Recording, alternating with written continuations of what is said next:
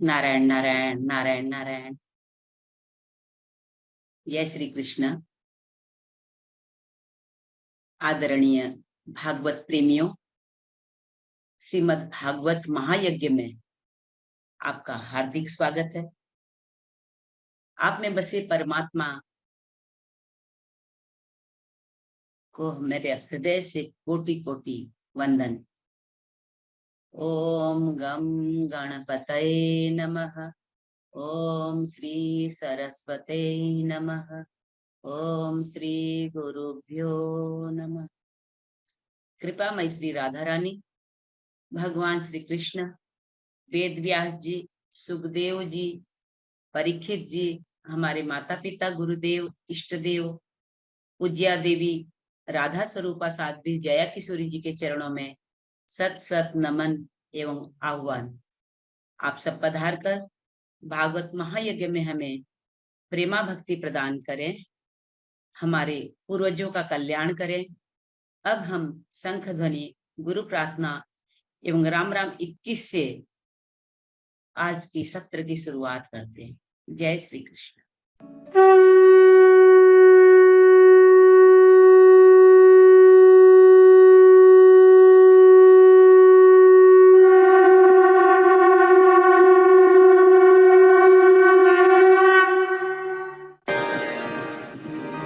गुरुर्ब्रह्मा गुरुर्विष्णु गुरुर्देवो महेश्वरः गुरुर्साक्षात् परब्रह्म तस्मै श्री गुरवे नमः। राम राम एक, राम राम दो, राम राम तीन, राम राम चार, राम राम पाँच, राम राम छः, राम राम सात, राम राम आठ, राम राम नौ, राम राम 10, राम राम 11, राम राम 12, राम राम 13, राम राम 14, राम राम 15, राम राम 16, राम राम 17, राम राम 18, राम राम 19, राम राम 20, राम राम 21। जया किशोरी जी कथावाचक हैं, भजन गायिका हैं।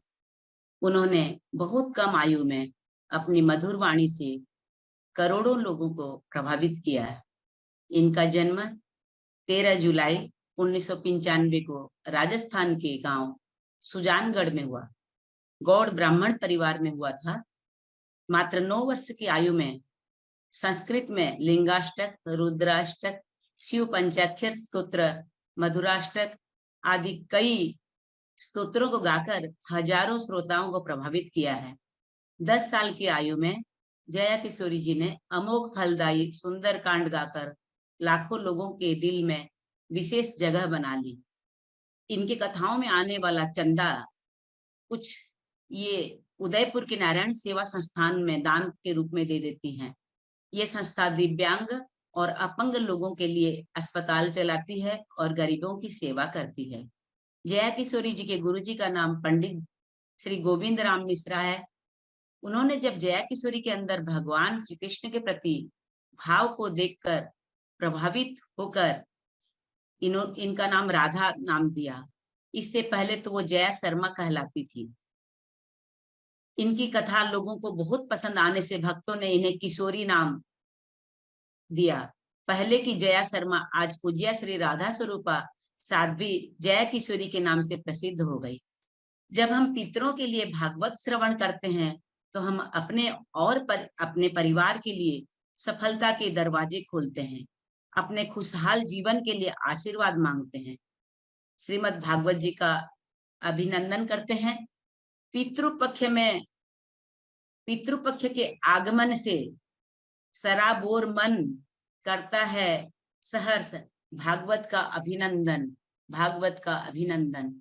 पूज्य जया जी के लिए दिल के खूबसूरत हैं आप, मन से सच्ची मूरत हैं आप, तारीफ करूं क्या आपकी, भागवत कार्यक्रम की सूरत हैं आप, भागवत कार्यक्रम की सूरत हैं आप।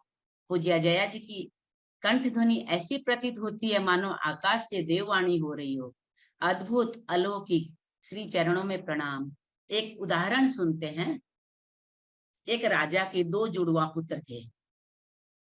वो दोनों चेहरे मोहरे से, चाल ढाल से, शिक्षा दीक्षा से एक जैसे ही थे। जब दोनों युवा हो गए और राजा ने वानप्रस्थी होने का विचार किया, तब बड़ी समस्या हो गई कि राज्य दोनों में से किसे सौंपा जाए। मंत्रियों की सलाह थी कि राज्य के 2 बराबर हिस्से कर दिए जाएं और दोनों राजकुमारों को सौंप दिए जाएं। पर राजा का मत था कि 2 हिस्से करने से राज्य कमजोर पड़ जाएगा और भविष्य में दोनों पुत्रों के बीच संघर्ष की स्थिति उत्पन्न होने का भी भय है। तब एक मंत्री ने एक युक्ति सुझाई। उन्होंने कहा, महाराज, दोनों राजकुमारों के बीच एक प्रतियोगिता रखनी चाहिए और जो जीते उसे राजा बनाया जाए। राजा को सुझाव अच्छा लगा। योजना बनाई गई और दोनों राजकुमारों को एक एक महल और 20-20 हजार स्वर्ण मुद्राएं दी गई। प्रतियोगिता यह थी कि इसी धन से उन्हें अपने महल को संपूर्ण रूप से भरना होगा। एक राजकुमार ने विचार किया कि ऐसी कौन सी वस्तु है जो इतने धन में मिल जाए कि महल पूरा भर जाए। उसने सोचा कि भरना ही तो है, क्यों न कचरे से भर दिया जाए। कचरा मुफ्त में मिल जाएगा, केवल ढोने का ही खर्चा होगा। उसने अपना महल कचरे से भरवा दिया। दूसरे राजकुमार ने विचार किया कि यदि इसे प्रकाश से भर दिया जाए तो भी भरा हुआ माना जाएगा। उसने प्रकाश की व्यवस्था कर दी। आप समझ ही गए होंगे कि दूसरे राजकुमार को राज्य मिल गया। श्रीमद् भागवत कथा कहती है कि आप भी भगवान के राज्य के राजकुमार हैं। आपका मन महल ही है। आपको विचार करना चाहिए कि आपने अपने मन रूपी महल में क्या भरा है। आपके मन में जगत की वासनाओं का कचरा भरा है या ज्ञान प्रकाश।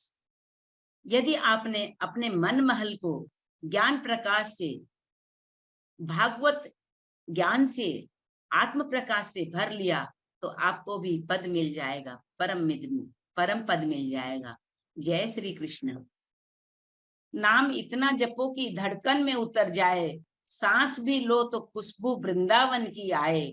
जिन नैनों में श्याम बसे दूजा कौन समाए, पलके गिरे या पलके उठे मोहे नजर श्याम ही श्याम आए। तो अब हम हमारी मुख्य प्रवक्ता जया किशोरी जी का स्वागत करेंगे, आरती गाएंगे और फिर उनके मधुर वाणी का श्रवण करेंगे।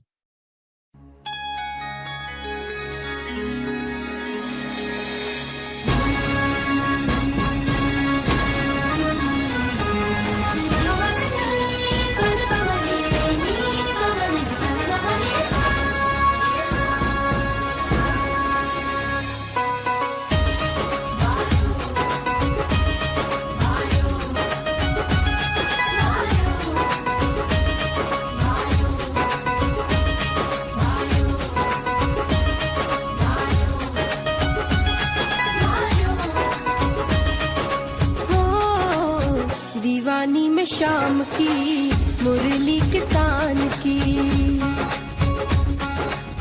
दीवानी में शाम की मुरली के तान की, बाजी जो मुरलिया ऐसी सुध नहीं प्राण की।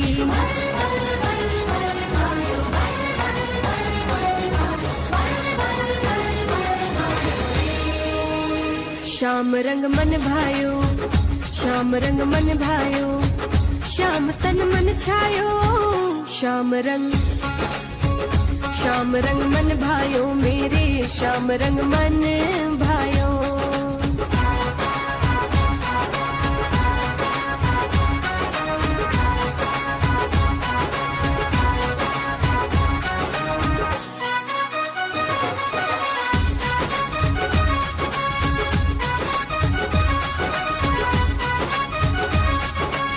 श्याम पिया की बन के जोगनिया रंग गई उस रंग में, जग संसार अंग में, राधा के संग में। मस्तानी में शाम की, राधे कृष्ण नाम की, सावरी सलोनी सूरत मेरे घन श्याम की।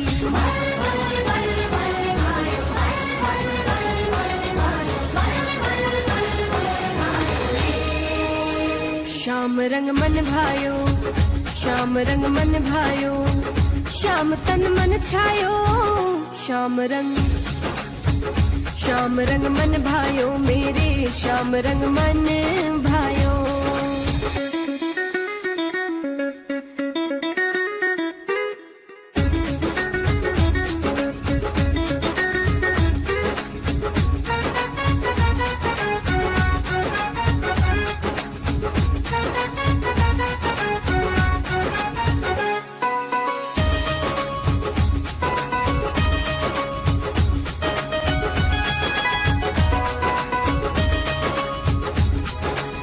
श्याम ही तन में, श्याम ही मन में, श्याम ही जीवन में।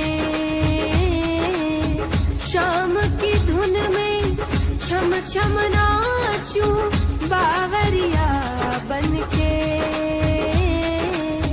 पायलिया खन के। मतवाली में शाम की, माला हरि नाम की, गले में विराजूं जैसे छटा गुंजमाल की।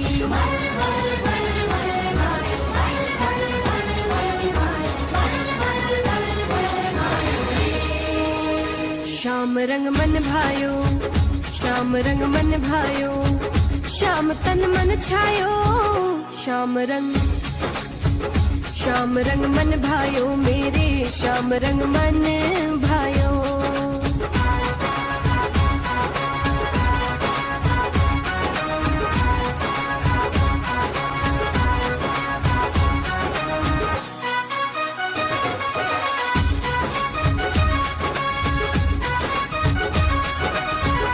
भागवत की कथा की आरती करते हैं। संसार सारा भुजगेंद्रहारा, सदा वसंतम हृदयारविंदे, भवं भवानी सहितं नमामि। श्री भागवत भगवान की है आरती, पापियों को पाप से है तारती। श्री भागवत भगवान की है आरती, पापियों को पाप से है तारती। श्री भागवत भगवान की है आरती, पापियों को पाप से है तारती। श्री भागवत भगवान की है आरती, पापियों को पाप से है तारती। अमर ग्रंथ ये मुक्ति पंथ ये पंचम वेद निराला, नव ज्योति जगाने वाला। ये अमर ग्रंथ ये मुक्ति पंथ ये पंचम वेद निराला, नव ज्योति जगाने वाला। ये अमर ग्रंथ ये मुक्ति पंथ ये पंचम वेद निराला, नव ज्योति जगाने वाला। ये अमर ग्रंथ ये मुक्ति पंथ ये पंचम वेद निराला, नव ज्योति जगाने वाला। हरि नाम यही हरि ध्यान यही, हरि नाम यही हरि ध्यान यही, हरि नाम यही हरि ध्यान यही, हरि नाम यही हरि ध्यान यही। जग के मंगल की आरती, हरि बोल। पाप से है तारती। श्री भागवत भगवान की है आरती, पापियों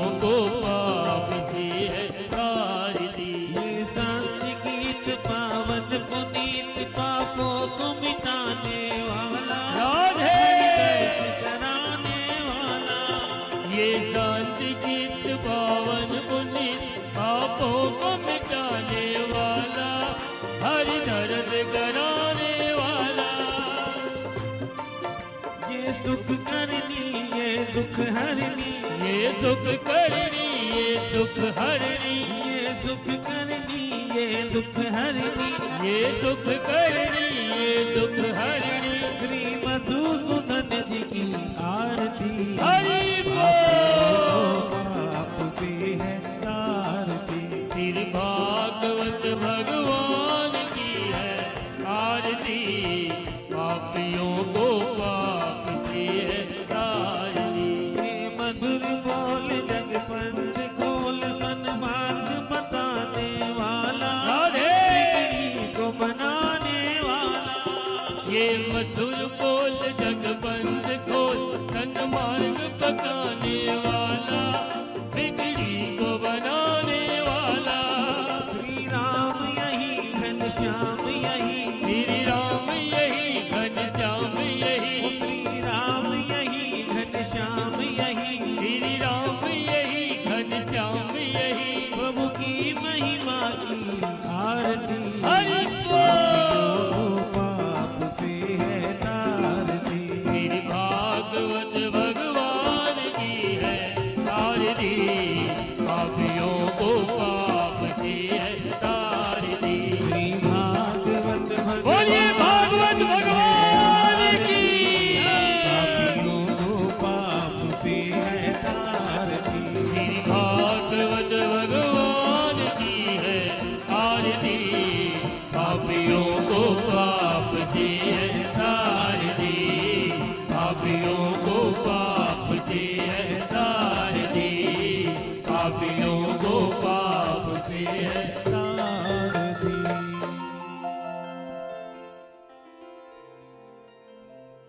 ज्यो हो शांतिरंतर जगुम शांति, पृथ्वी शांतिरापः, शांतिरोगदयः, शांति वनस्पतयः, शांतिर्विश्वे देवाः, शांति ब्रह्म शांति, सर्वगुण शांति, शांतिरेव शांति, सामा शांतिरेधि।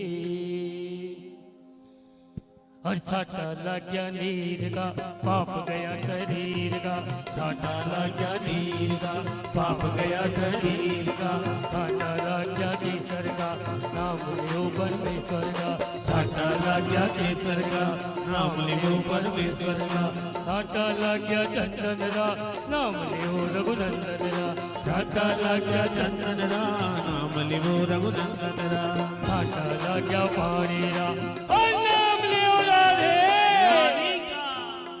हरि ओम यज्ञेन जगमय जन्त देवा, तानि धर्माणि प्रथमानि सन्तेह नाकं, महिमानः सचन्द्र यत्र पूर्वे साध्याः शान्तिरेवा। सेवंतिका बकुल चंपक पाटलाब्जे, पुन्ना गजात करवि रसाल पुष्पे, बिल्लौ प्रभाव तुलसी दल मंजरी भी, काम्बोजयामि जगदी स्वर में प्रसीद। नाना सुगंध पुष्पाणि यदा कालोद्भवानि च, पुष्पांजलिर्मया दन्तम् गृहाणां परमेश्वर। मंत्र पुष्पांजलि समर्पयामि नमः। बोले कृष्ण कन्हैया लाल की, बोले श्रीमद् भागवत महापुराण की जय। बोले श्री वेद व्यास जी महाराज की जय। बोलिए श्री सुखदेव मुनि महाराज की। बोली गणेश जी महाराज की जय। सांवरिया सेठ की जय। भक्तवत्सल भगवान की जय। खाटू नरेश की जय। रानी सती दादी की जय। बीराबर जी दादी की जय। बालाजी महाराज की जय। बाबा भूतनाथ की श्री सुखदेव मुनि महाराज की जय। श्रीमद् भागवत महापुराण की जय।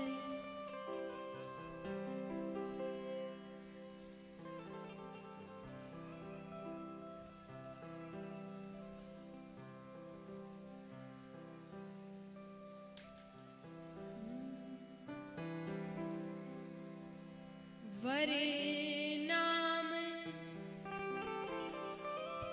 अर्थ संघाना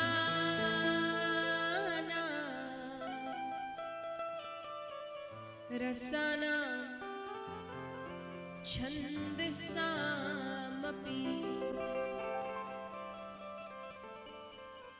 मंगलानमच कर्तारो वंदेवाणी विनायको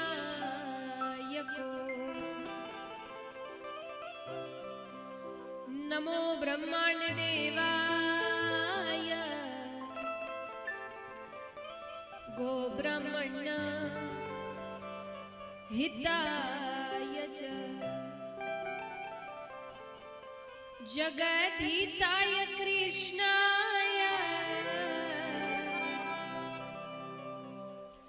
गोविंदाय नमो नमः।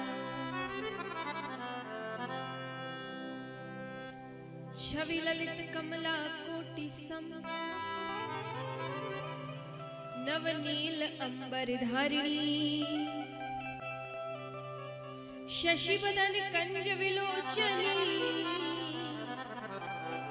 शिर चंद्रिका मृदुहासिनी आनंद धन गोविंद मन मंदिर अनन्य निवासिनी घनश्याम धन हित चातकी घनश्याम धन हिता मोरनी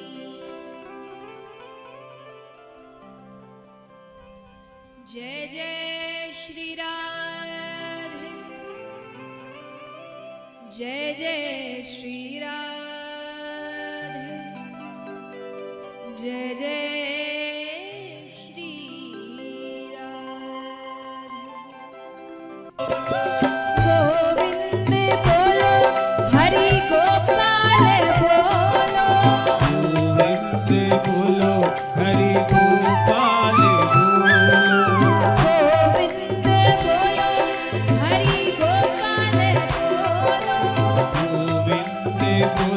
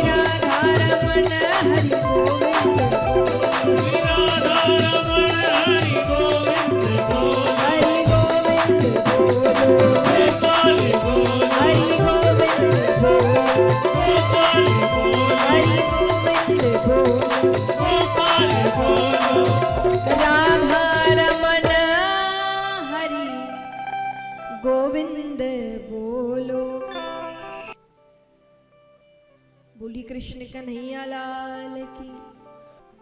आइए कथा आरंभ करते हैं। भगवान की कृपा से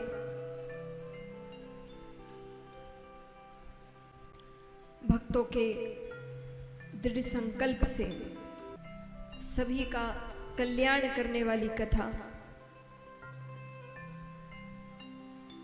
भगवत प्राप्ति करवाने वाली कथा,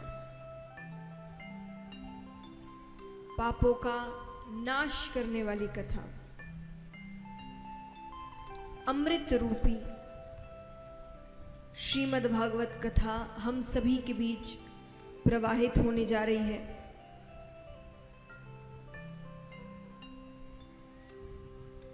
क्योंकि आपने ये कथा कई बार सुनी होगी।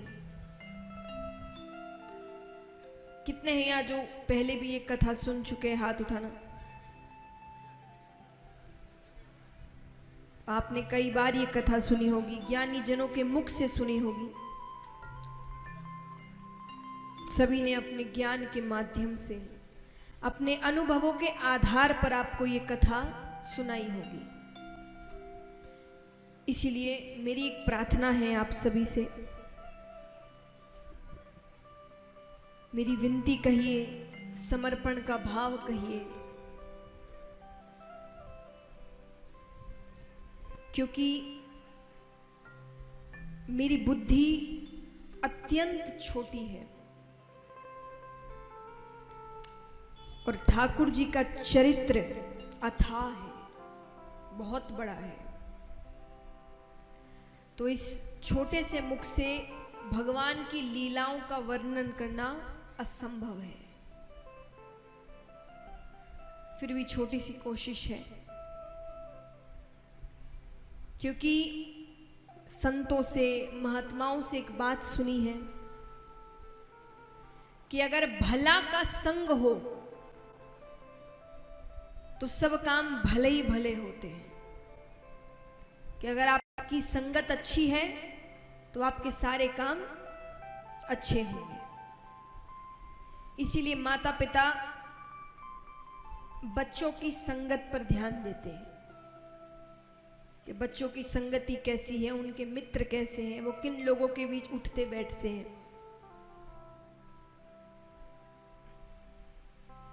क्योंकि जैसी संगत होती है वैसा स्वभाव होता है, और जैसा स्वभाव वैसे कर्म, और फिर जैसे कर्म करेंगे वैसे फल मिलेंगे। तो हर चीज घूम फिर कर आपकी संगति पर आती है। और इस कथा में इस समय मेरी संगति क्या है? भगवान का नाम। आइए भागवत जी के पहले स्तोत्र में ही वेद व्यास जी ने संपूर्ण ग्रंथ का सार लिख दिया। संपूर्ण ग्रंथ ही नहीं, समस्त वेदों उपनिषदों का सार लिख दिया। ये कहना गलत नहीं होगा। सच्चिदानंद रूपाय विश्वोत्पत्त्यादि हेतवे तापत्रय विनाशाय श्री कृष्णाय वयं नुमः। श्री कृष्णाय वयं नुमः।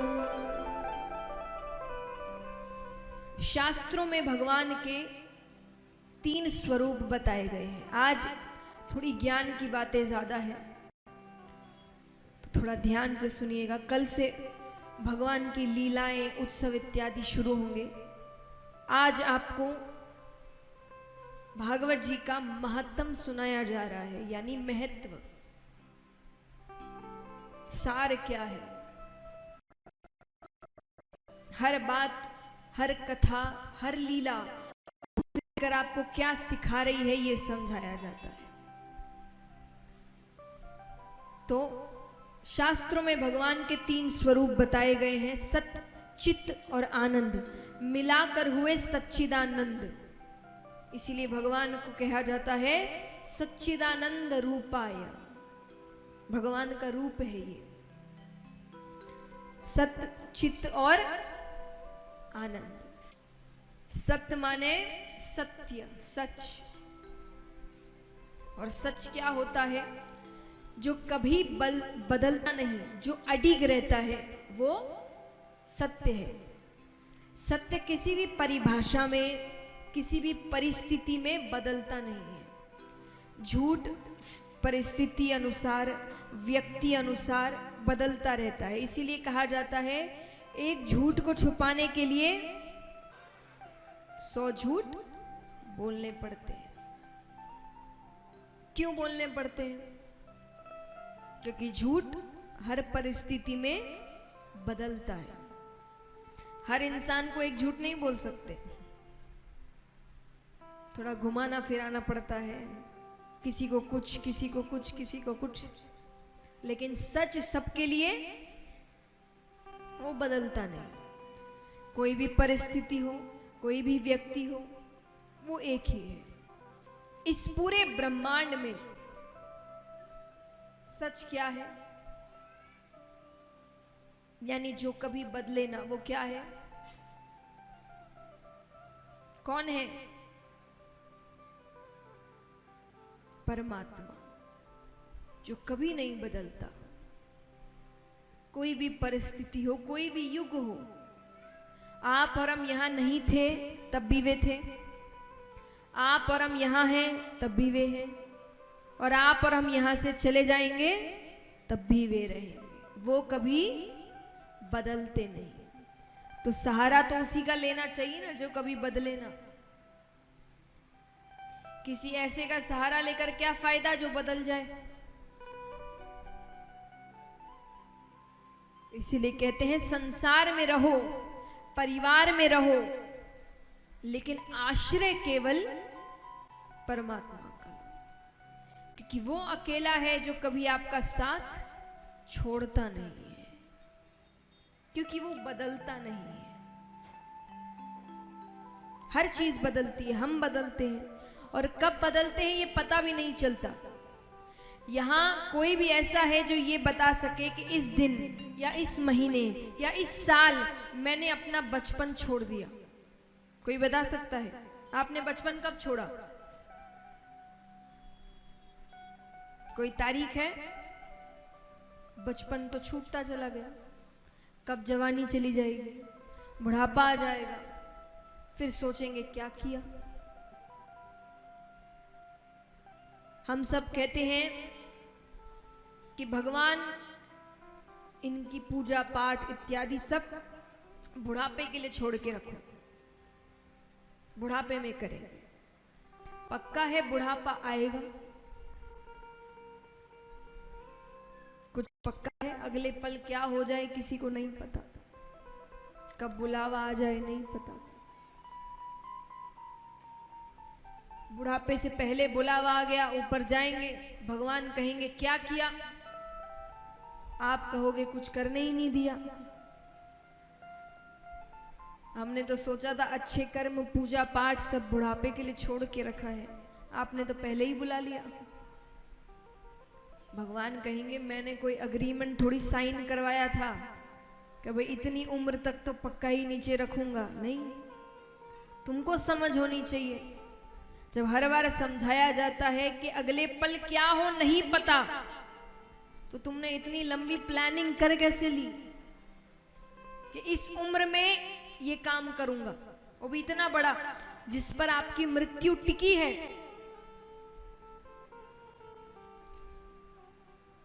आज हम सब जानते हैं मृत्यु के बाद हमें समझाया जाता है कि स्वर्ग है, नरक है। आप सब कहां जाना चाहते हैं? कौन कौन स्वर्ग जाना चाहता है? हाथ उठाना। अच्छा, जो हाथ नहीं उठा रहे मैं समझू आपको नरक जाना है।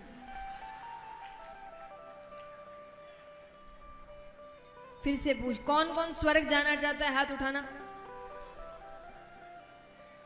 उसके लिए मरना तो पड़ेगा, है ना?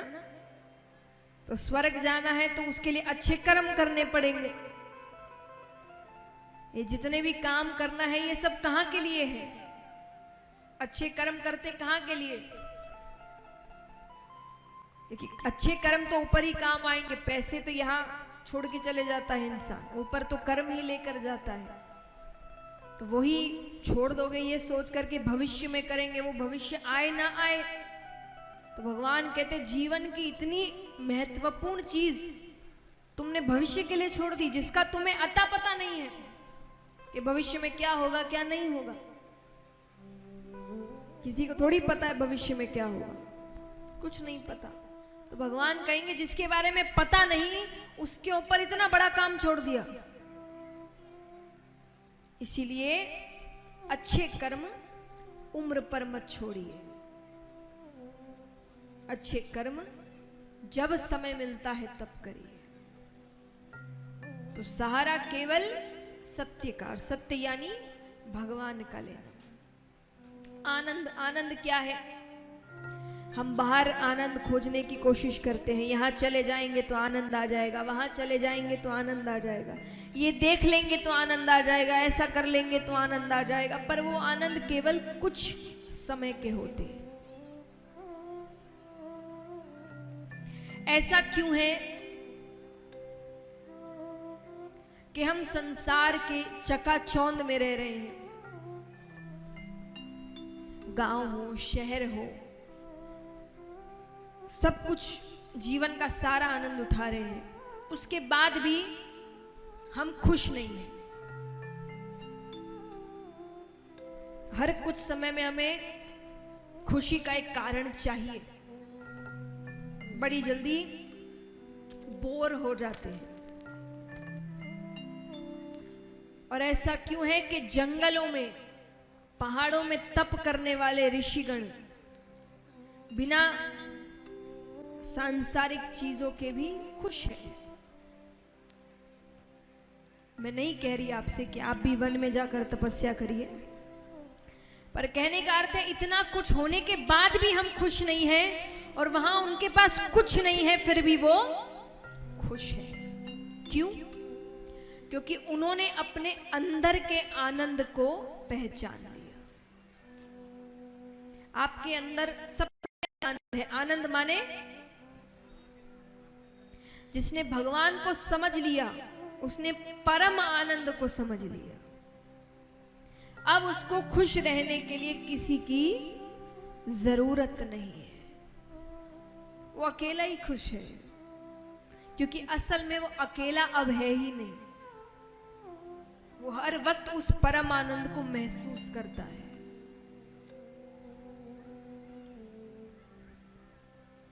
जो सत्संगी होते हैं ना, वो जल्दी से निराश नहीं होते।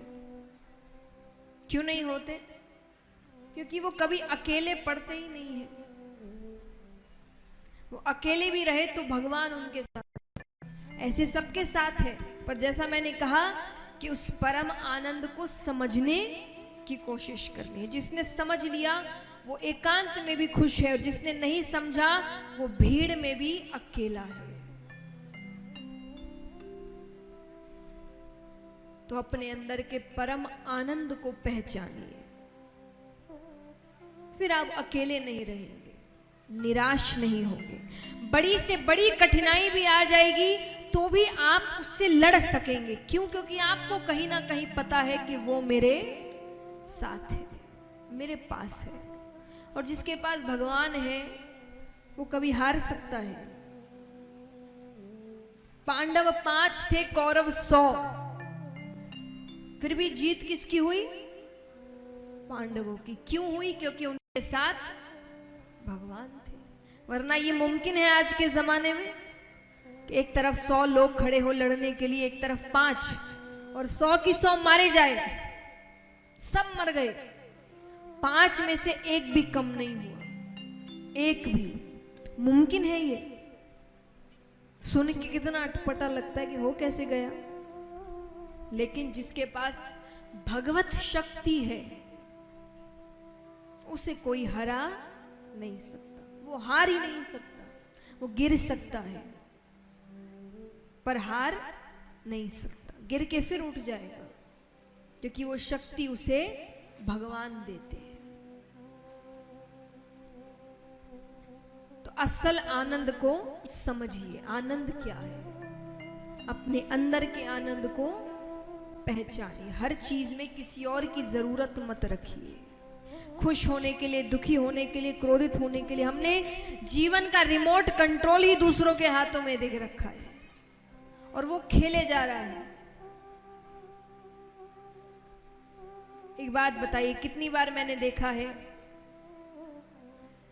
कि महिलाएं बहुत अच्छे से सजती है, घंटों लगाती है सजने में, अपने मन के कपड़े, जेवर सब कुछ पहना है, अपने आप को कांच में देख रही है, बहुत खुश है कि मैं आज बहुत अच्छी लग रही हूँ। वही घर के बाहर कदम रखती है और पड़ोस वाली उनकी जो है, उसने बिना देखे, मतलब ठीक से देखा भी नहीं, और वो अगर कह दे कि अरे रंग बिल्कुल अच्छा नहीं है, सब खुशी खत्म। अब अचानक आपको भी लगने लगता है कि रंग सच्ची में अच्छा नहीं है, अच्छे नहीं दिख रहे। इतनी देर तो खुद को अच्छे लग रहे थे ना घर के अंदर, किसी एक के बोलते ही आपकी खुशी खत्म हो गई। तो ऐसा क्यों है कि कोई बुराई कर दे तो हम दुखी हो गए, कोई तारीफ कर दे तो हम खुश हो गए, कोई कुछ कह दे तो हम गुस्सा हो गए? यानी खुद पर कोई कंट्रोल ही नहीं है, खुद पर रत्ती भर का कंट्रोल नहीं है। कोई कुछ भी कह देगा हम वैसे नाचने लगेंगे, यानी पूरा कंट्रोल उसके हाथ में देख कर रखे हो, वो जो चाहे वो बटन दबा देता है। ये अच्छी बात है? अच्छी बात है? किसी को इतनी शक्ति मत दीजिए कि वो आपकी मानसिक स्थिति को हानि पहुंचा सके। इस शरीर को भगवान ने बनाया है, इस बुद्धि को भगवान ने बनाया है, इतनी शक्ति आपको दी है कि आप खुद सोच सके, समझ सके, अपने कर्म कर सके। लेकिन हम ये पूरी शक्ति किसी और को देकर रखे।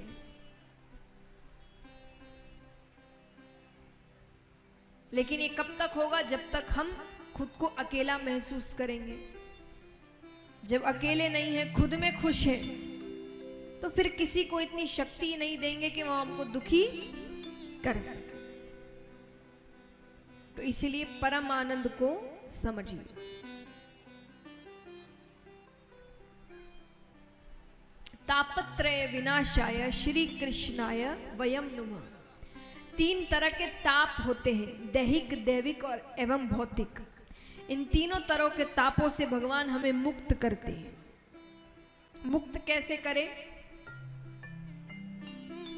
भगवान को कैसे अपनी ओर आकर्षित करें? कहते हैं भगवान सर्वशक्तिमान है,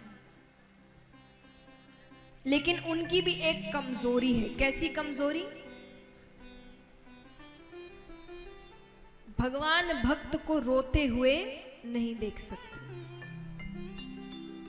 एक बार भक्त ने रोकर पुकारा कि वो उसके सारे पाप भूल जाते हैं। लेकिन असली रोना मगरमच्छ के आंसू नहीं, कि हर पाप किया रोने लग गए, पाप किया रोने लग गए। भगवान कहेंगे तो उसने खेल समझ लिया। इसीलिए असली आंसू जब आप सच में अपनी गलती मानते हैं और उस गलती को दोहराते नहीं, तो भगवान कहते हैं एक बार मेरे सामने आ जाए, रोकर मुझे पुकार ले, मैं उसी वक्त उसके जन्मों जन्मों के पाप वहीं नष्ट कर देता। इस प्रकार भगवान हमें इन 3 तरह के तापों से मुक्त करते हैं। आइए अब चलते हैं शुकदेव जी की कथा की ओर। देखिए, श्रीमद् भागवत में कोई भी एक कथा नहीं चलती, कई कहानियां हैं, कई कथाएं हैं। तो ताकि आप सबको हर कथा याद रहे, तो उसके लिए मैं एक चीज करती हूं हर कथा में कि आप सभी ध्यान से कथाएं सुने, घर जाकर उनका चिंतन करें, क्योंकि दूसरे दिन जब आप वापस आएंगे तो कथा आरंभ करने से पहले आपसे पूछा जाएगा कि पहले दिन कौन कौन सी कथा हुई।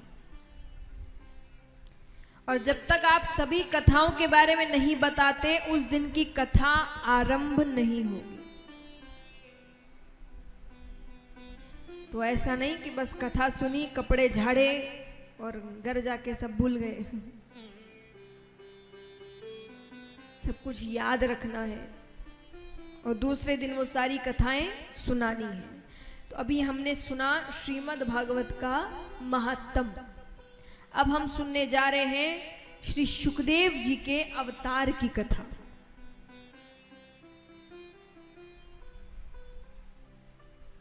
एक बार ब्रह्मा जी ने एक सभा का आयोजन किया। उसमें देवी देवता, यक्ष, गंधर्व, किन्नर, ऋषिगण सभी को बुलाया गया। उस सभा में प्रश्न उठा कि इस 3 लोक 14 भुवन में सबसे महत्वपूर्ण वस्तु क्या है, सबसे कीमती वस्तु क्या है। सबने अपना अपना मत दिया। कोई कहे कि हीरा, कोई कहे सोना, कोई कहे चांदी। वहां ऋषिगण बैठे थे, उन्होंने कहा ये सारी वस्तुएं तो बहुतों के पास मिलेगी, सोने की वस्तु तो यहाँ कईयों के पास होगी, है कि नहीं? कितनों के पास है, हाथ उठाना।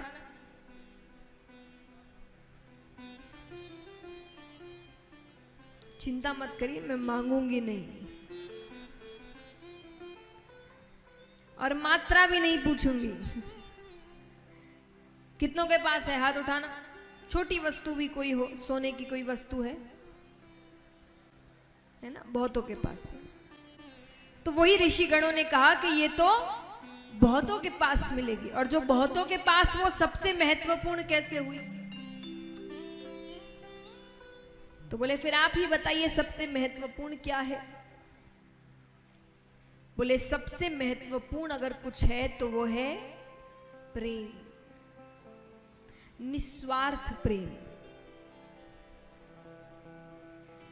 हम सब भी प्रेम करते हैं, लेकिन वो स्वार्थ का होता है, बदले में कुछ ना कुछ चाहिए। वो प्रेम नहीं, निस्वार्थ, जिसको बदले में कुछ नहीं चाहिए, बिना कोई स्वार्थ के प्रेम करे। तो बोले वो कहां मिलेगा? कुछ लोगों ने कहा हो ना हो ब्रह्मा ब्रह्माणी के पास तो होगा।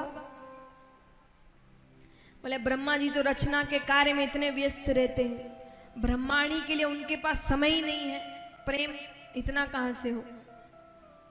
अब वहां नारद जी भी बैठे थे। नारद जी ने कहा हो ना हो मेरे प्रभु विष्णु भगवान और लक्ष्मी माता के पास तो जरूर है। ऋषिगणों ने कहा वहां भी उतना प्रेम नहीं है, क्योंकि अगर प्रेम की पराकाष्ठा होती तो भगवान भक्तों के पीछे नहीं दौड़ते।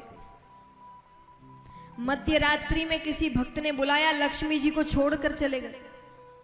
इतना प्रेम होता साथ लेकर जाते। वहां भी वो प्रेम नहीं है। तो बोले आप ही बताइए फिर किसके पास है। ऋषिगणों ने कहा अगर प्रेम की पराकाष्ठा कहीं पर है तो वो है महादेव जी और पार्वती माता के पास। एक तो पहली चीज आधे अंग पर विराजते हैं, और महादेव जी ज्यादा से ज्यादा समय कैलाश पर्वत पर ही रहते हैं, वो कहीं नहीं जाते। नारद जी ना ऐसी कोई बात नहीं है। नारद जी कहते हैं प्रेम मेरे भगवान के पास भी बहुत है, पर सबको यही बात सही लगी। तो नारद जी कहते हैं अच्छा ठीक है, अगर ऐसी बात है तो मैं अगर उन दोनों के बीच झगड़ा करवा दूं तो।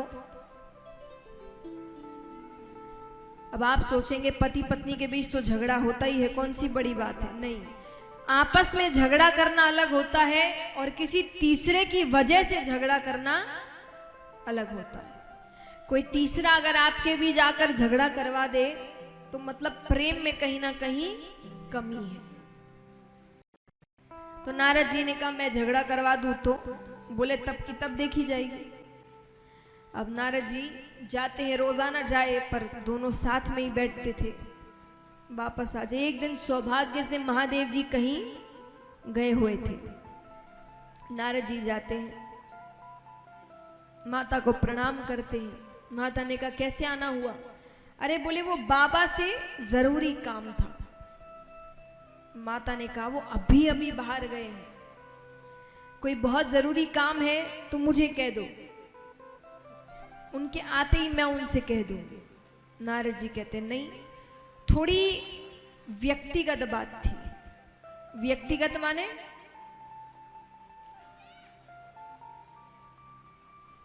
व्यक्तिगत माने पर्सनल, हर किसी को नहीं बता सकता।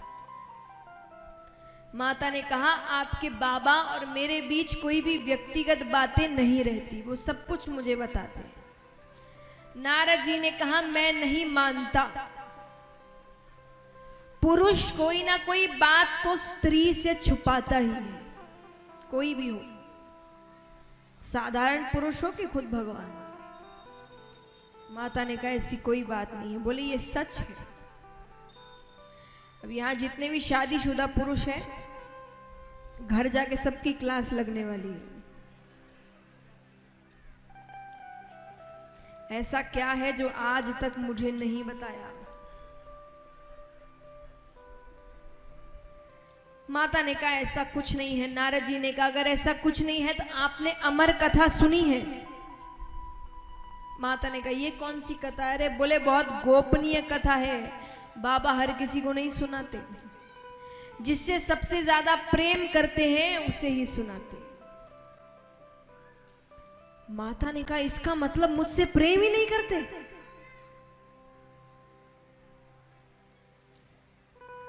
नारद जी कहते वो मैं क्या जानूं, अच्छा मैं चलता हूं, बाबा से मत कहना कि मैं आया था। नारद जी ने अपना काम कर दिया। अब माता केवल एक ही बात सोचे, अमर कथा कौन सी है, ऐसी कौन सी कथा है, मुझे क्यों नहीं सुनाई। अब बाबा घर पहुंचे, रोज की तरह कोई आव भगत नहीं, कोई स्वागत नहीं, कोई दरवाजे पर लेने नहीं आया। आकर बैठ गए। माता कोई बात नहीं कर रही, वरना रोज तो एकदम क्या हुआ, कहाँ गए थे, क्या बात हुई, किससे बात करी। आज कोई प्रश्न नहीं। भोले बाबा ने ही प्रश्न कर लिया। भोले बाबा कहते अरे देवी गणेश कार्तिक कहाँ है? माता कहती गए होंगे कहीं, दिन भर अपने पास बैठा के रखो। देखिए मैं कई बार पुरुषों को कहते हुए सुनती हूं कि महिलाएं कभी बताती नहीं कि वो नाराज है, तो हमें कैसे पता चले कि वो नाराज है?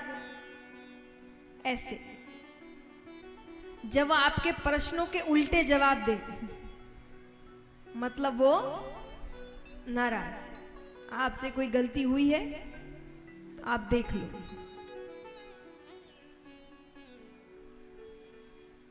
तो उन्होंने कहा कि बच्चे कहाँ हैं? माता कहती गए होंगे कहीं, दिन भर अपने पास बैठा के रखो। बाबा ने कहा मैंने ऐसे तो नहीं कहा। फिर थोड़ी देर बाद बाबा पूछते देवी आपकी तबीयत तो ठीक है? माता ने कहा बिल्कुल ठीक है। बोले अगर ठीक है तो सुबह से भांग नहीं मिली। ये हुआ आग में घी डालना। अब वो कहीं का गुस्सा कहीं उतर रहा है। माता कहती है रोज रोज भांग घोट कर दो, बड़े बेटे को खीर बना कर दो, छोटे को लड्डू बना कर दो, इन्हीं चीजों के लिए ब्याह के लाए थे क्या मुझे? पार्वती माता कहती है क्या? भोला भांग तिहारी ओ नित घोटत घोटत हारी,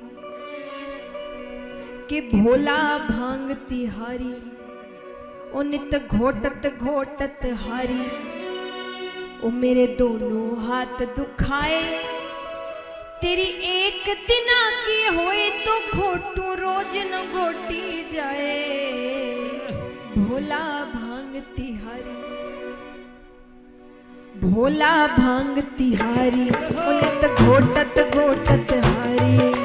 भोला भांग तिहारी, घोटत घोटत हारी। मेरे दोनों हाथ दुखाए, तेरी एक दिना की होए तो घोटू रोज न घोटी जाए। भोला भांग तिहारी, घोटत घोटत हारी। भोला भांग तिहारी, घोटत घोटत। और मीठी मीठी तालियां एक साथ।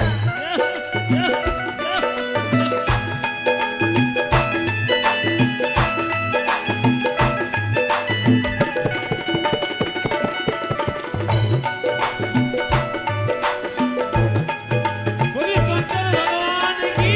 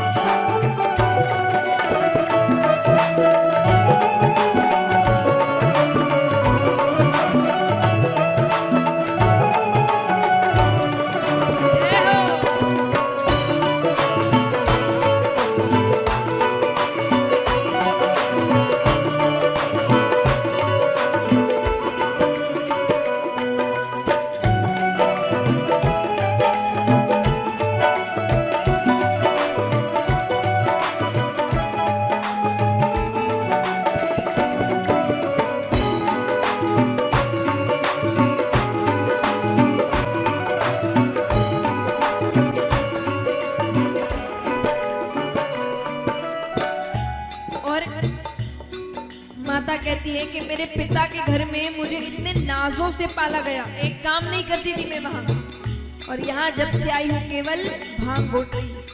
माता कहती है नाजुक तन को नाज से पाला, कैसे सहूं कसाले।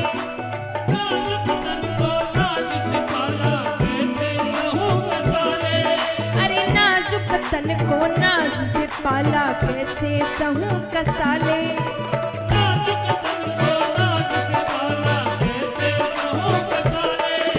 भांग तुम्हारी घोटत घोटत हाथ में पड़ गए छाले। तेरी रोज रोज की,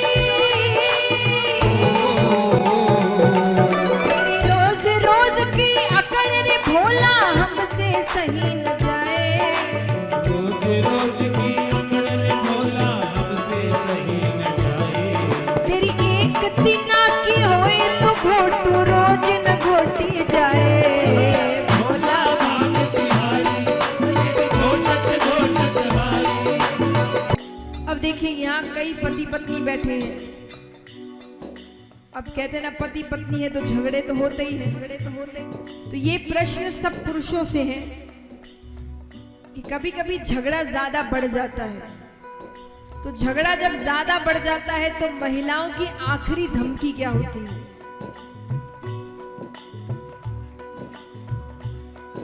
मायके, ये उनकी आखिरी धमकी है। तो अब महादेव जी के पास भी झगड़ा थोड़ा ज्यादा बढ़ गया। तो अंत में पार्वती जी महादेव जी से कहती है क्या? अलख पड़े तेरे सिल पट्टे पर मैं पीहर को जाऊं।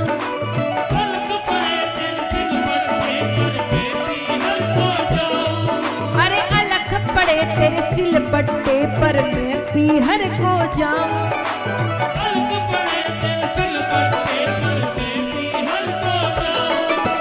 जब तू पीना भांग छोड़ दे तभी लौट कर आऊं। मैं तो अपने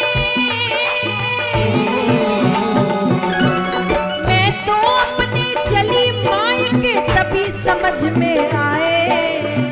तो अपने चले पाएंगे कभी समझ में आए। मेरी एक दिना की होए तो घोट रोज न घोटी जाए। भोला बाबा तिहारी एक घोटत घोटत हारी। भोला बाबा तिहारी एक घोटत घोटत हारी। अब भोले बाबा जवाब देते हैं। भोले बाबा कहते हैं क्या? सुन गणपत की महतारी, नित घोटो भांग हमारी।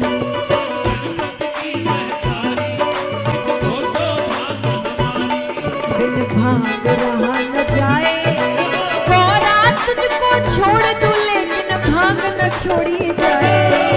भोला बाबा तिहारी एक घोटत घोटत हारी। भोला बाबा तिहारी एक घोटत घोटत हारी। अब भोले बाबा यहाँ पूछते हैं देवी क्या बात है, आप नाराज लग रही हैं। माता कहती है पहले तो ये बताइए आप मुझसे प्रेम करते हैं कि नहीं। भोले बाबा कहते हैं कोई पूछने की बात है, बहुत प्रेम करते हैं, सबसे ज्यादा प्रेम ही हम आपसे करते हैं। तो माता ने कहा फिर ये अमर कथा क्या है? भोले बाबा कहते ये किसने बता दिया? नेत्र बंद करते हैं, सारा दृश्य सामने आता है। भोले बाबा कहते ब्राह्मण देवता आते अपना कुछ ना कुछ काम करके जाते हैं। भोले बाबा कहते हैं नहीं सुनाई तो अब सुना देंगे। माता कहती अब तो सुनानी ही पड़ेगी, अभी तक क्यों नहीं सुनाई?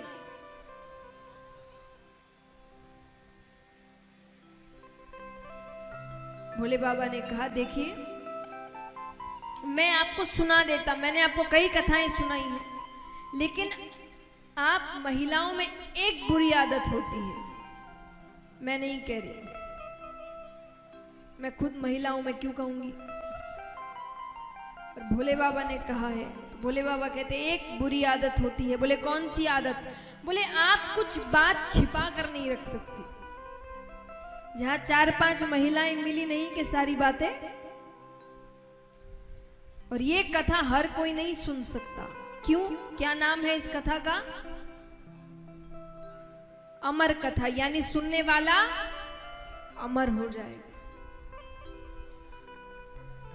अच्छा, मैं किसी से नहीं कहूंगी, वादा करती हूं, आप मुझे कथा सुनाइए, ठीक है?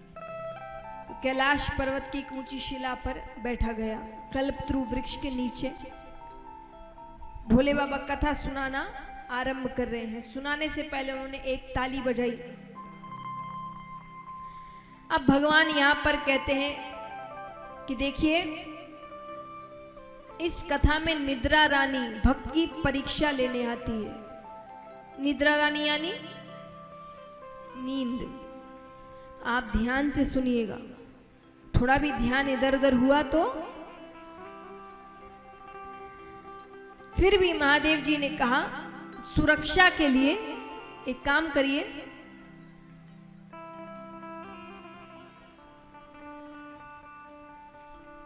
आप हर थोड़ी देर में स्वामी स्वामी कहते रहिए। हम कहानियां सुनाते हैं तो हुंकारा भरते हैं ना, खास करके महिलाओं को पता होगा, व्रत इत्यादि में कहानियां होती है ना, तो बीच बीच में ये हुंकारा है, यानी पता रहे कि सामने वाला सो नहीं रहा। माता ने कहा ठीक है। अब जैसे ही कथा आरंभ करते हैं, उस पेड़ पर एक सूवे का अंडा पड़ा था। सूवा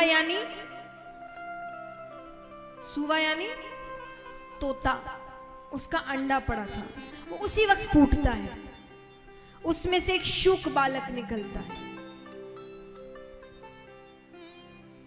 अब वो शूक बालक भी बैठकर कथा सुन रहा है। थोड़ी देर तो माता ने कथा सुनी। अब यहां पर महादेव जी कहते कहते उन्होंने नेत्र बंद कर लिए।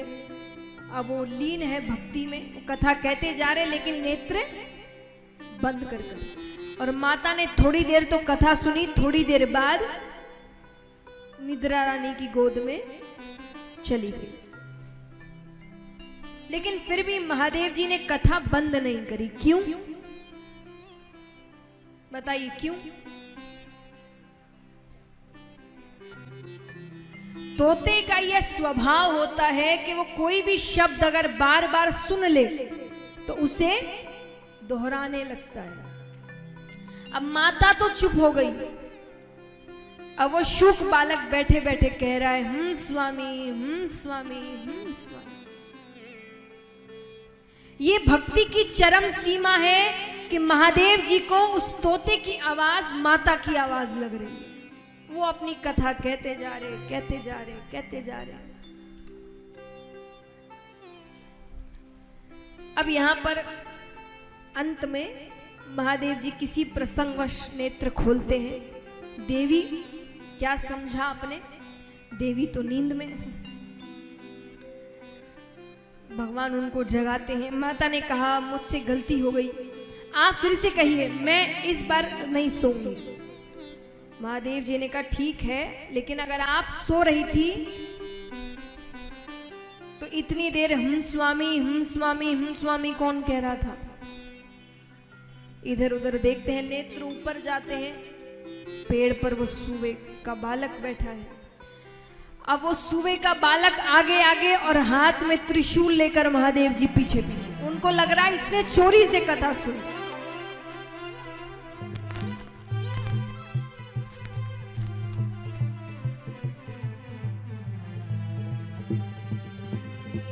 तो 3 लोग 14 भुवन घूम लेते हैं, कोई सहायता नहीं करता। कौन करे? कौन महादेव जी से बैर लेवे? कहते हैं ना कि दैत्यों से संकट आए तो देवताओं के पास जाओ, पर जब देवताओं से ही संकट हो तो किसके पास जाए? किसके पास जाए बताइए? जब देवताओं से संकट आ जाए तो किसके पास जाए? ब्राह्मण देवता के पास। किसके पास? ब्राह्मण देवता, ब्राह्मण नहीं। ब्राह्मण कुल में जन्म लेने से ब्राह्मण नहीं बन जाते। ये भगवान ने 3 जात नहीं बनाई थी, 3 वर्ण बनाए थे कर्म के अनुसार। ब्राह्मणों का काम क्या था? शिक्षा देना। वो गुरु के रूप में थे। उस समय गुरुकुल में केवल ब्राह्मण रहते थे। यानी आपको जीवन में शिक्षा देने का काम कौन करता था? इसीलिए उनको इतनी ऊंची पदवी दी गई थी, ऊंचा स्थान दिया गया था। क्योंकि सबसे ऊपर कौन है? आपके गुरु, जो आपको ज्ञान देते हैं, जो आपको जीवन में कुछ लायक बनाते हैं, कुछ करने लायक बनाते, अपने पैरों पर खड़ा करते, वो सबसे बड़े होते हैं, है ना? इसीलिए ब्राह्मण सबसे ऊपर माने गए। क्यों? क्योंकि वो आपको ज्ञान देते थे। क्षत्रिय क्या करते थे? रक्षा करते थे। यानी जितना भी युद्ध इत्यादि का काम होता था, राजा बनने का काम, युद्ध करने का काम, ये सब क्षत्रिय करते थे। वैश्य का काम व्यापार करना था, शूद्र सेवा करते थे। ये कर्म अनुसार भगवान ने दिए थे। कोई ऐसा नहीं है कि जो जिसमें पैदा हो गया वो उतनी ऊंची पद नहीं। वैसे कर्म करोगे तो वो नाम दिए जाएंगे। सिर्फ ब्राह्मण जन्म लेने से कोई ब्राह्मण बन नहीं जाता। जैसे काम करते हैं वैसा वर्ण कहा जाता है। तो ब्राह्मण देवताओं से जब संकट आए तो ब्राह्मण देवता के पास जाना। तो यहाँ पर शुकदेव जी, वो छोटा बालक कोई और नहीं, शुकदेव जी है, वो शुक बालक, वो वेदव्यास जी के घर में आते हैं पृथ्वी पर। और वेदव्यास जी की धर्म पत्नी के मुख से वो उबासी लेती है, मुख के द्वार से गर्भ के अंदर प्रवेश कर जाती है। अब यहां पर महादेव जी आए, हाथ में त्रिशूल लेकर, नेत्र लाल। वेदव्यास जी ने महादेव जी को देखा, प्रणाम किया। आप पहली बार तो दर्शन देने आए, फिर वो भी इस रूप में, मुझसे कोई गलती हो गई? महादेव जी कहते नहीं, एक चोर मेरे यहां से चोरी कर कर यहां पहुंचा है। चोरी आपके यहां? आपके यहाँ चुराने को है ही क्या? महादेव जी ने कहा क्या कहा? अरे नहीं नहीं, मेरा मतलब आप कहाँ इतना धन दौलत लेकर बैठते हैं, और अगर भांग धतूरा इत्यादि चुराया हो उसके लिए इतना क्रोध? बोले नहीं, उसने मेरी अमर कथा चोरी से सुनी है, अब मैं उसे मृत्यु दंड देकर के रहूंगा। वेद व्यास जी कहते सही नाम है आपका भोले भंडारी। क्यों? अरे बोले अगर उसने अमर कथा सुन ली तो वो तो अमर हो गया, आप उसे मार ही नहीं सकते। मान लीजिए आपने उसे मार दिया, आप सर्वशक्तिमान है, महाकाल है, तो आपकी अमर कथा झूठी हो गई। इसीलिए कहते क्रोध नहीं करना चाहिए। क्रोध में सोचने समझने की शक्ति चली जाती है, भगवान की चली गई। हम और आप तो क्या क्या कर बैठे, लेकिन क्रोध आ ही जाता है। तो क्या करें? तो जब भी क्रोध आए एक काम करना, राधे नाम का उच्चारण करना। क्या करना? कैसे करोगे? मान लीजिए आपको गुस्सा आ रहा है तो क्या करोगे?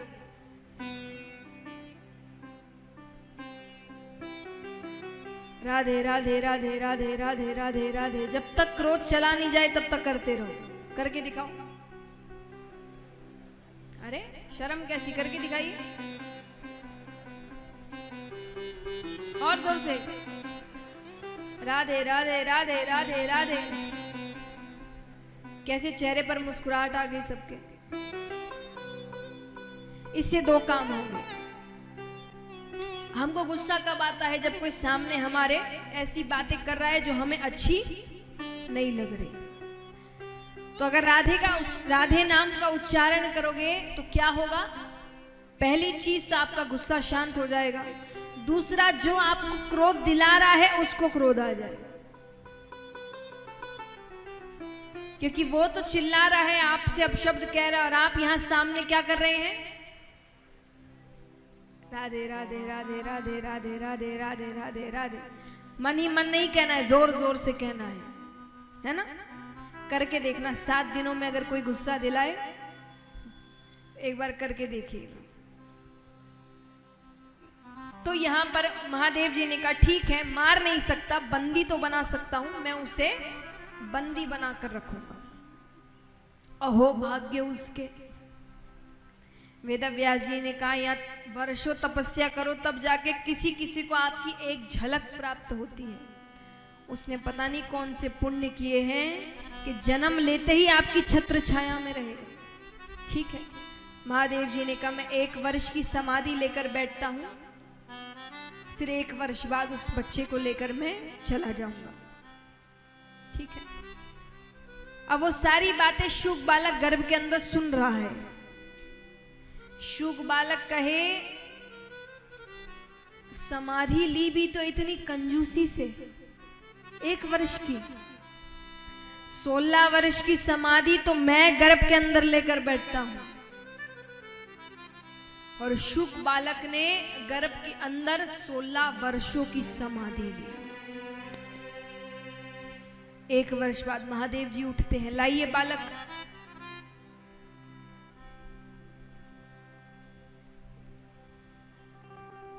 महादेव जी कहते बालक कहाँ है? वेद व्यास जी ने कहा बाहर आना तो दूर, उसका आकार तक नहीं बढ़ा। मेरी पत्नी को बहुत तकलीफ हो रही है, क्या पता आपके डर से वो बाहर नहीं आ रहा है, आप उसे क्षमा कर दीजिए। ठीक है, महादेव जी क्षमा कर कर चले गए, लेकिन वो बालक बाहर नहीं आया। 15.5 वर्षों तक वो गर्भ के अंदर रहता है। अब यहाँ पर विष्णु भगवान नीचे आते हैं, गर्भ के बाहर से बातें कर रहे हैं। भगवान ने कहा ये दुनिया बहुत सुंदर है, बाहर आओ तो सही। शुक बालक ने कहा इसीलिए तो नहीं आना, ये दुनिया इतनी सुंदर है, यहां आकर लोग आपको भूल जाते हैं, आपको मानने से इनकार कर देते हैं। भगवान ने कहा पर तुम अंदर नहीं रह सकते। ठीक है, तो एक काम करिए, अपनी मोह माया रोक दीजिए। भगवान कहते वो तू नहीं रुक सकती, तो बोले मैं अंदर ही ठीक हूं। ठीक है, भगवान ने कहा एक क्षण में जितना समय होता है, सिर्फ एक क्षण, उसका जो 100वां हिस्सा होगा उतने देर के लिए मैं अपनी मोह माया रोक दूंगा। ठीक है, पर जब मैं कहूं तभी रोकिएगा। भगवान कहते ठीक है। उसने अंदर पूरी तैयारी कर ली बाहर निकलने की। जैसे ही भगवान ने अपनी मोह माया रोकी, गर्भ के अंदर से साक्षात श्री सुखदेव मुनि महाराज प्रकट होते हैं। बोलिए श्री सुखदेव मुनि महाराज की।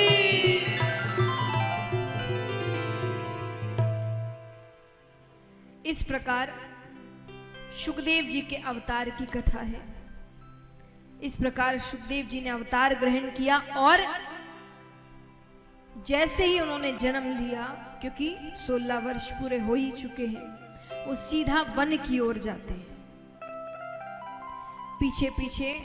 और उनकी जब महिमा बताई जाती है सुखदेव जी की, कि जब वो वन की ओर गए, पीछे पीछे वेद व्यास जी आते हैं पुत्र विरह में। तो वेद व्यास जी ने उस वन में जाकर देखा कि वन में जितने पेड़ हैं, उनकी जितनी शाखाएं हैं, पत्तियां हैं, सब में उन्होंने श्री सुखदेव मुनि महाराज के दर्शन किए। आइए प्रणाम करते हैं ऐसे श्री सुखदेव मुनि महाराज को और प्रार्थना करते हैं, जिन्होंने गुरु बनाए हैं बहुत अच्छी बात, जिन्होंने नहीं बनाए वो ये प्रार्थना करें कि उनको सुखदेव जी जैसे गुरु मिले।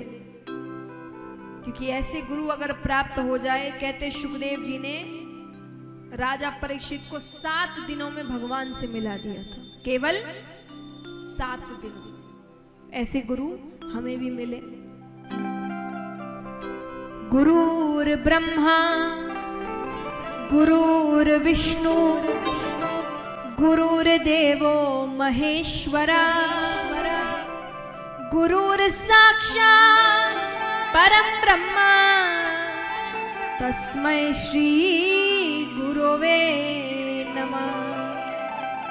तस्मै श्री गुरवे नमः। बोलिए कृष्ण कन्हैया लाल की। और जोरदार तालियां एक साथ। हरि बोल हरि बोल हरि बोल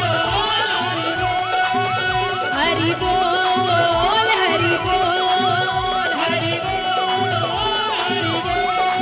ओ हरि बोल हरि बोल हरि बोल हरि हरि बोल हरि बोल हरि बोल हरि बोल। पूरे पूरे हाथ उठाकर एक साथ। जय जय राधा जय जय राधा जय जय राधा रमन हरि बोल। जय जय राधा रमन हरि बोल।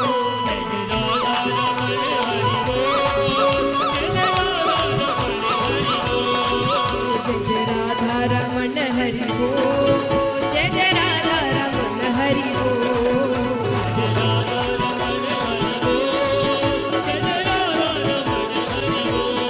ओ जय जय राधा रमन हरि बोल।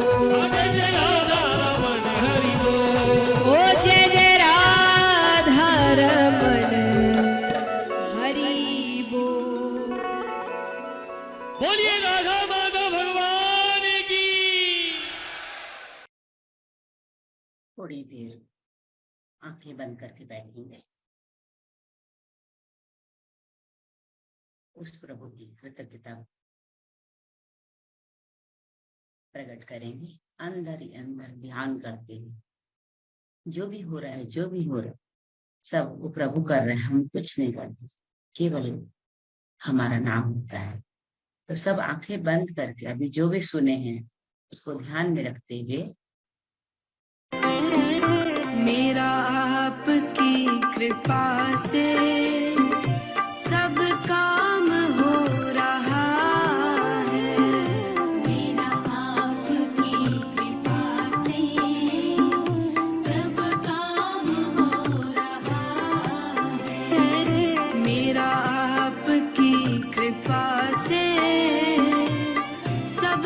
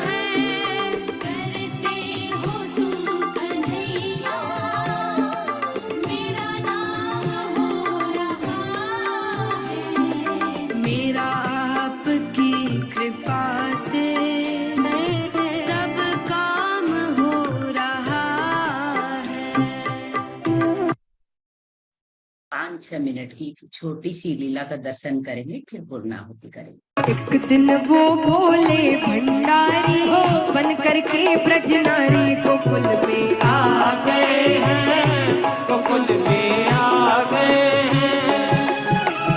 पार्वती भी मना के हारी ना माने त्रिपुरारी गोकुल में आ गए हैं, गोकुल में आ गए हैं। महादेव जी कवे पार्वती से बोले मैं भी चलूंगा तेरे संग में, हाय हाय। पार्वती से बोले मैं भी चलूंगा तेरे संग में, हाय हाय। राधा संग श्याम नाचे मैं भी नाचूंगा तेरे संग में, हाय हाय। राधा संग श्याम नाचे मैं भी नाचूंगा तेरे संग में। रास रचेगा ब्रज में भारी, रास रचेगा ब्रज में भारी, हमें दिखाओ प्यारी गोकुल में आ गए हैं, गोकुल में आ गए हैं। पार्वती भी मना के हारी ना माने त्रिपुरारी गोकुल में आ गए हैं, गोकुल में आ गए हैं। अब पार्वती जी महादेव जी ने समझावे। पार्वती जी कवे ओ मेरे भोले स्वामी कैसे ले जाऊं तुम्हें साथ में, हाय हाय। ओ मेरे भोले स्वामी कैसे ले जाऊं तेरे साथ में, हाय हाय। मोहन के सिवा वहाँ कोई पुरुष ना जाए रास में, हाय हाय। मोहन के सिवा वहाँ कोई पुरुष ना जाए रास में। हंसी करेगी ब्रज की नारी, हंसी करेगी ब्रज की नारी, मानो बात हमारी गोकुल में आ गए हैं, गोकुल में आ गए हैं। एक दिन वो भोले भंडारी बन करके ब्रज नारी गोकुल में आ गए हैं, गोकुल में आ गए हैं। अब महादेव जी सुझाव देवे। महादेव जी कवे ऐसा बना दो मुझको कोई न जाने इस राज को, हाय हाय। ऐसा बना दो मुझको कोई न जाने इस राज को, हाय हाय। मैं हूँ सहेली तेरी ऐसा बताना ब्रजराज को, हाय हाय। मैं हूँ सहेली तेरी ऐसा बताना ब्रजराज को। बना के जूड़ा पहन के साड़ी, बना के जूड़ा पहन के साड़ी, चाल चले मत वाली गोकुल में आ गए हैं, गोकुल में आ गए हैं। पार्वती भी मना के हारी ना माने त्रिपुरारी गोकुल में आ गए हैं, गोकुल में आ गए हैं। देखा मोहन ने जब तो समझ गए वो सारी बात रे, हाय हाय। मोहन ने जब तो समझ गए वो सारी बात रे, ऐसी बचाई बंसी सुध बुध भूले भोलेनाथ रे, हाय हाय। ऐसी बजाई बंसी सुध बुध भूले भोलेनाथ रे। सर से खिसक गई जब साड़ी, सर से खिसक गई जब साड़ी, मुस्काए गिरधारी भोले शर्मा गए हैं, भोले शर्मा गए हैं।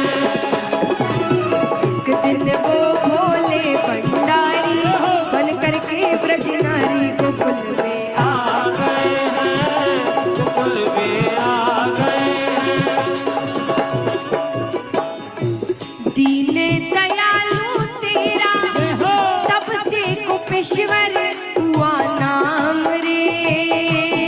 हाय हाय दीन दयालु तेरा तब से गोपेश्वर हुआ नाम रे। हाय हाय ओ भोले बाबा तेरा वृंदावन में बना धाम रे। हाय हाय ओ भोले बाबा तेरा वृंदावन में बना नाम रे। तारा चंद कहे त्रिपुरारी, तारा चंद कहे त्रिपुरारी, रखियो लाज हमारी गोकुल में आ गए। गोकुल में आ गए। एक दिन वो भोले भंडारी बन करके ब्रज नारी गोकुल में आ गए गोकुल में आ। पूर्णाहुति करते हैं। पूर्णमदः पूर्णमिदं पूर्णात् पूर्णमुदच्यते पूर्णस्य पूर्णमादाय पूर्णमेवावशिष्यते। ॐ शान्तिः शान्तिः शान्तिः। जय श्री कृष्ण। ब्रज समुद्र मथुरा नगरी, वृंदावन मकरंद, हम सब गोपियां पुष्प हैं और मधुकर गोकुल चंद, मधुकर गोकुल चंद। तो हम वैसा पुष्प बन जाए जो कि भ्रमर भगवान बन के आके हमारे ऊपर बैठे। भगवान से ही प्रार्थना है हम सबको खूब खूब भक्ति मिले, खूब खूब प्रेम मिले। आप सब स्वस्थ रहें, कृष्ण सेवा में व्यस्त रहें एवं कृष्ण प्रेम में मस्त रहें। जय श्री कृष्ण।